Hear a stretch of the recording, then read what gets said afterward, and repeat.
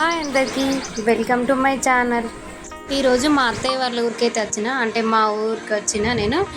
ఎందుకంటే మేము జమ్మూ నుంచి వచ్చిన తర్వాత టెంపుల్కి వెళ్దామని మా అత్తమ్మ అనుకుందట. అందుకే మా బావ వచ్చిన తర్వాత అందరం కలిసి మా ఊళ్ళో ఉన్న శివాలయానికి అయితే వచ్చినాము. ఇది గుట్ట పైన ఉంటుంది. 1 ఇయర్కి ఇప్పటికీ గుడి రూపురేఖలు మొత్తం చేంజ్ అయిపోయినాయి. ఎందుకంటే మా పెళ్ళైన కొత్తలో అసలు ఈ టెంపుల్కి మెట్లు కూడా లేకుండే, బండలపై నుంచి వచ్చేవాళ్ళు.